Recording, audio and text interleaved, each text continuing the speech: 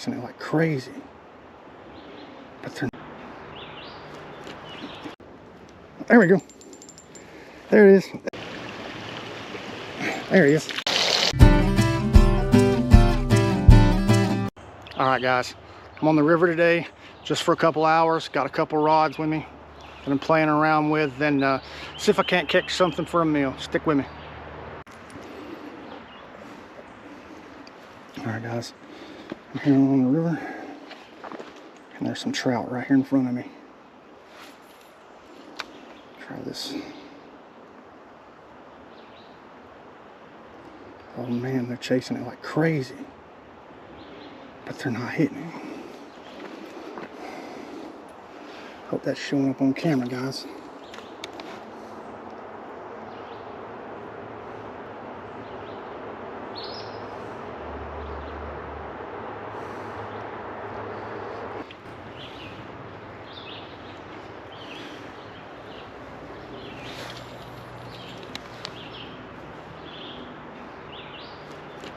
There we go. There we go. There's one. There he is.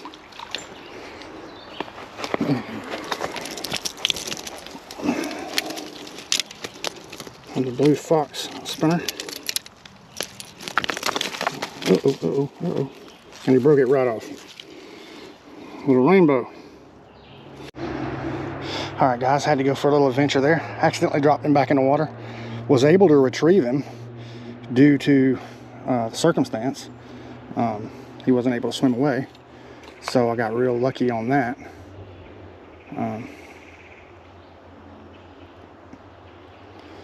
Still chasing pretty crazy, but I had to step into about a little over knee-deep water to be able to retrieve him.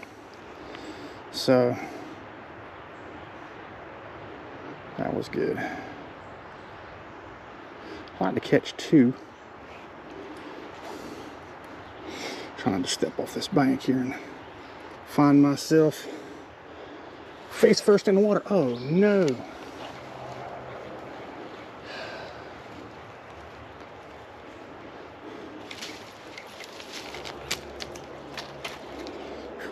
Like that safe, huh?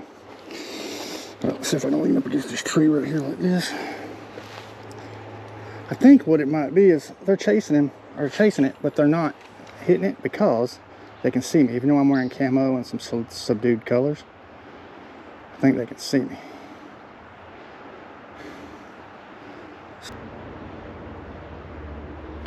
Oh, I had to take.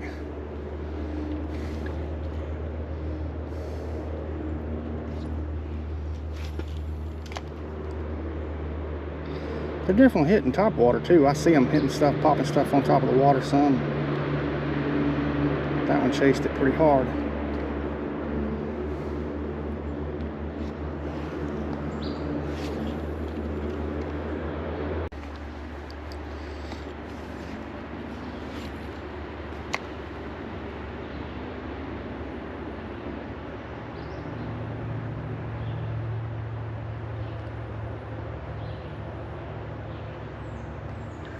I had to take, and grabbed it.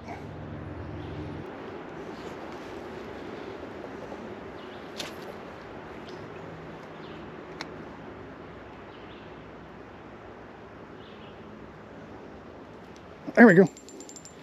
There it is. There it is. Ooh.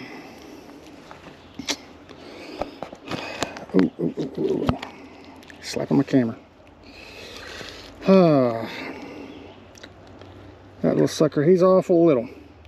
He's awful little. I think I'm gonna throw him back.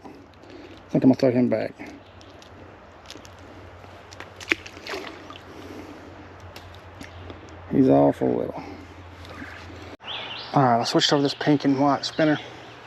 It's a trout magnet spinner with a gold blade. See what that does. Seen him paying attention, but I don't see him going crazy chasing it either. Flip it upstream, flip it back down, see what happens. Oh, had one chase it pretty hard. I mean, he stuck his nose to it. Never took it, but he stuck his nose to it pretty hard.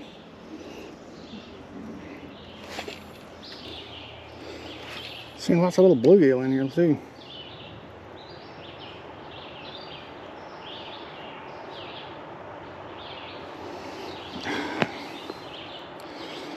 Alright guys, I think it's time for me to move spots and see what happens. That snake right there, guys. Moving off. Startled him, and he rattled his tail in the leaves like a rattlesnake. Made his tail sound like a rattlesnake. He's not. But he sure sounded like it for about a split second. If I wasn't looking at the color, I'd have been worried. Found a little spot here. It looks like all the trout in there are tiny though. Little bitty ones.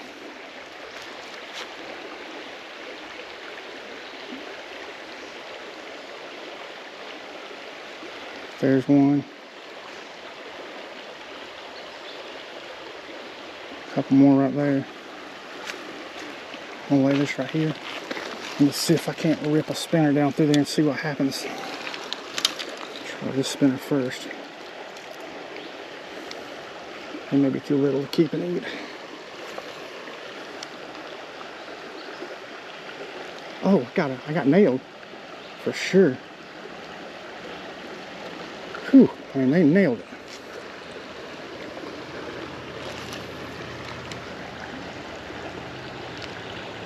Seen the whole group falling. Looks like I just got a hit again. A couple hits actually. Man.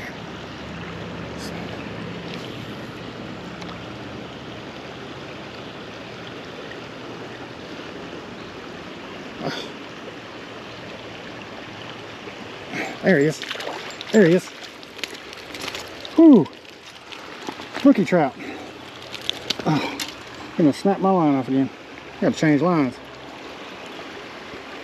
There we go, guys. Now that's a stalker brook trout, so we're gonna keep him. Alright guys, I'm retied. I'm gonna try a couple more casts. I'd like to add one more to the mix.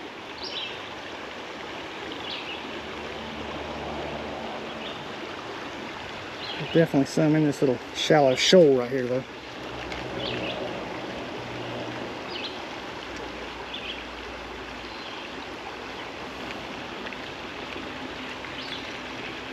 Seen one move. Let's try this DFS real quick.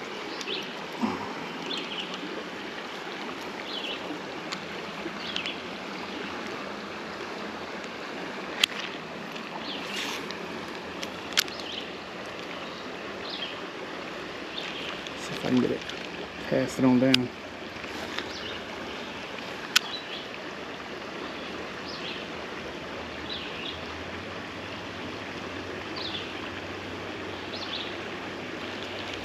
Hang it up.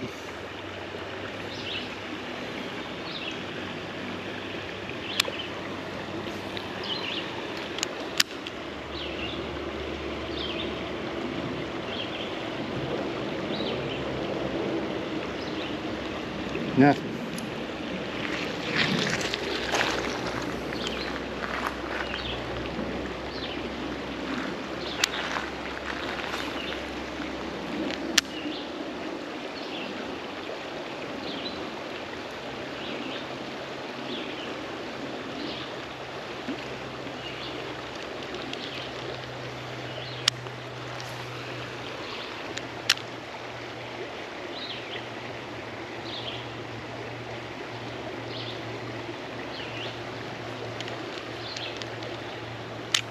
Guys, I went across this log and there was a nice, I couldn't tell if it was a copperhead or a water snake because it was awful light colored for a water snake right here on this log. So when you're out here doing this in the summer, you really got to pay attention, guys. Let's see what happens.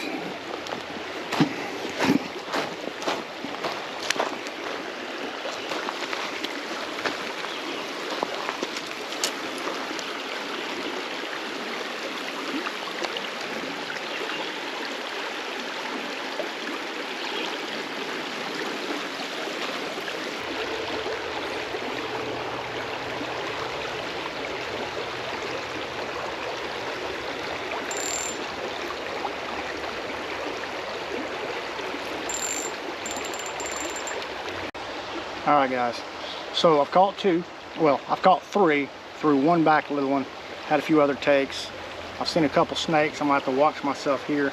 I saw that black snake, and then I saw, I don't know if it was a water snake or a copperhead. Water snakes are usually a lot darker than that. And it moved off. It was kind of fat too. It moved off pretty quick. So I didn't really get a good look at the pattern, but it was in this log jam on that far end. So I'll just have to keep an eye out. But this is a good spot to cook a meal. So that's what I'm gonna do. 2 fish should be enough, and stick around, you're gonna see what's going on. I've got a new piece of gear that I wanna play with, and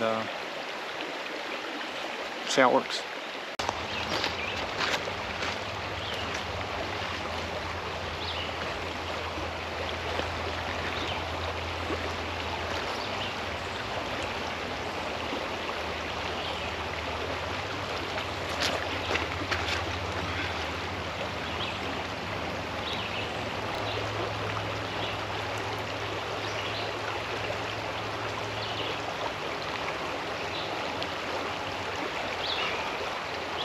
First order of business, getting some water.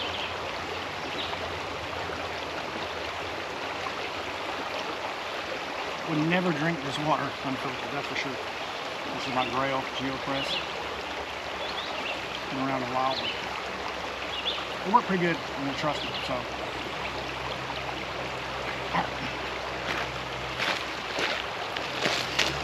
all right. So what I got going on is this Campingmoon nest tin. And got my little cutting board slash plate, fish fry, potato, and what I got with it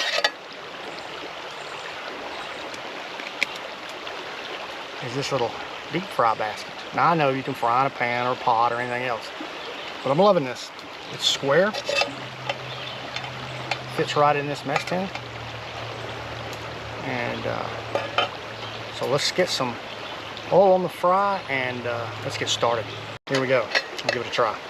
Okay, so here we go. So I'm just gonna turn this up long ways.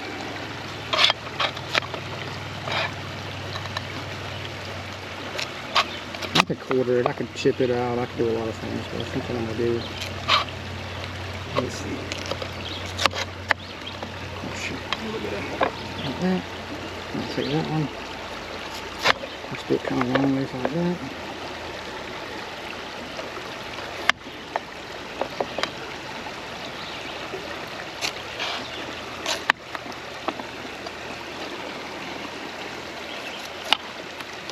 Ooh, have to wash that one.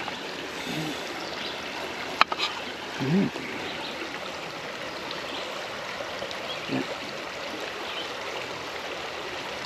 Got my buck 110 light another day. I love this knife. I didn't think I would, but I really do love this knife. Got my Cavea spotter with me today. I don't think I brought enough oil.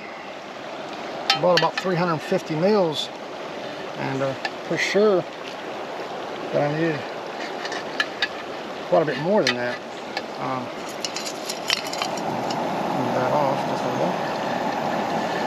Quite sure that I did need a little bit more than that.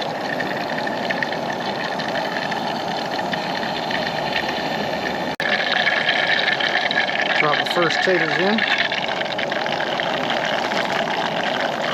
I'll drop them with this thing. Definitely needed more oil. Probably 500 mils of oil. Maybe 6 would have done it. I'll have to rotate them a little bit. Looks like they're boiling nicely. Now that the temps came up, it's up over the taters.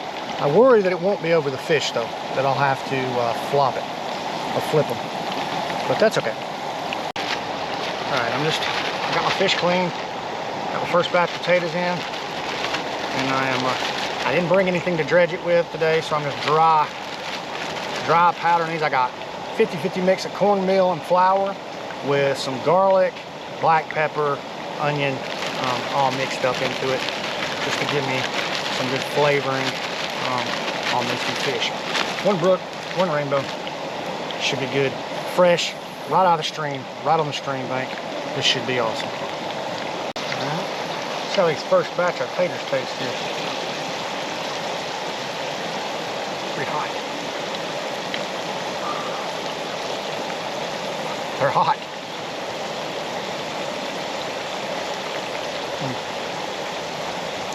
Pretty dang good.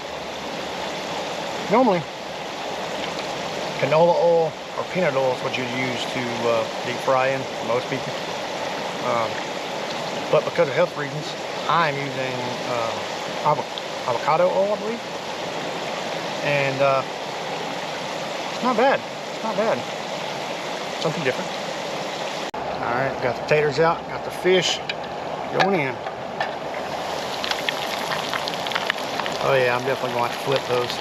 Yeah, I think they're about done. I went to flip them earlier and you have to be careful. If you tilt that thing backwards, this handle here doesn't lock.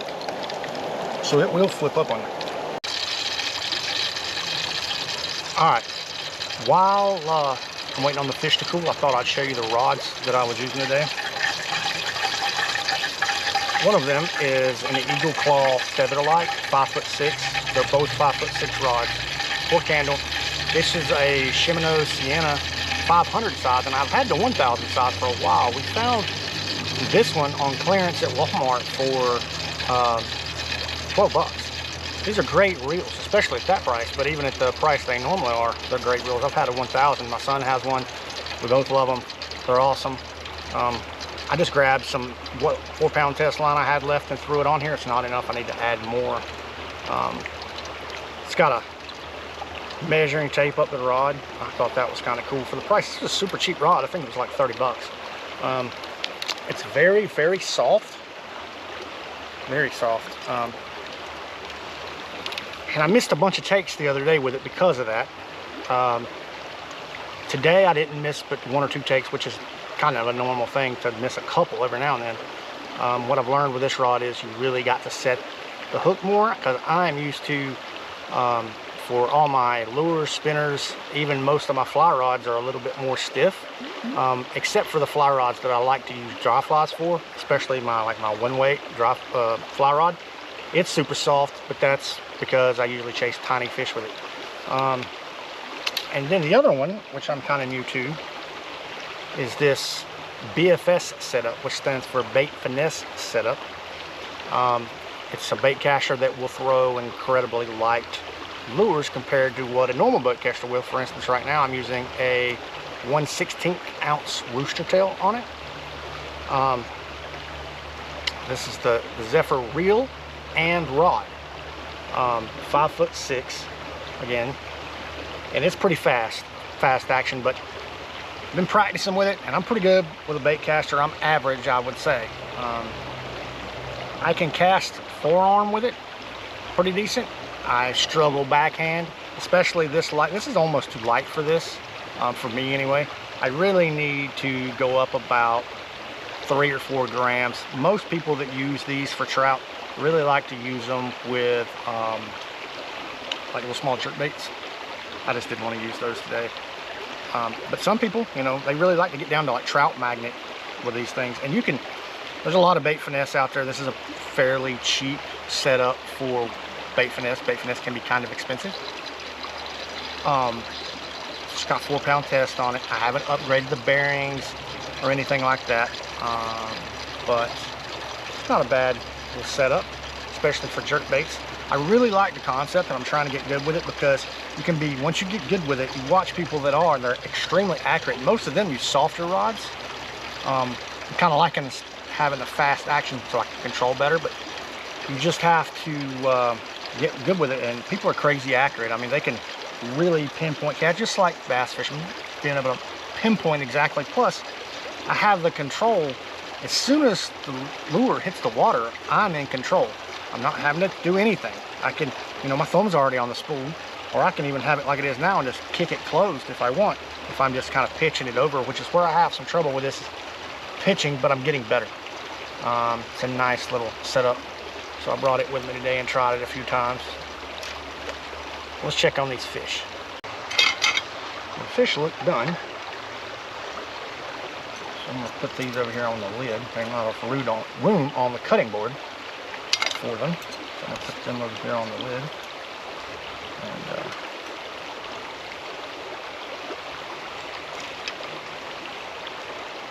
set that there. Ooh, give it a taste here. I didn't have anything to dredge it with, so a lot of my breading came off the outside, but it stayed on the inside. So,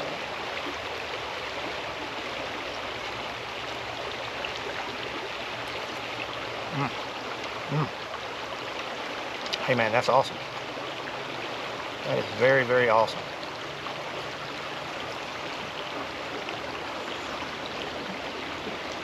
That's pretty good. That's pretty dang good. Pretty dang good.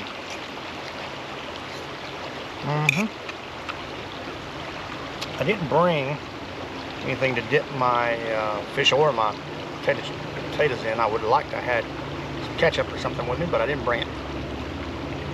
Still good though. A little black pepper and some salt would have helped. I have to remember that for next time. What do you think of this setup? Like I said, I could have done the same thing in a pan, but really digging this setup here for this purpose. Pretty good. Pretty good. Alright guys, well, I'm going to sit here and enjoy this. And I'll holler at you at the end. Alright guys. Well, that's it for today. I appreciate you sticking around. Wish I could have showed you more fish today, but that's how it goes. Sometimes it's fishing, not catching, right?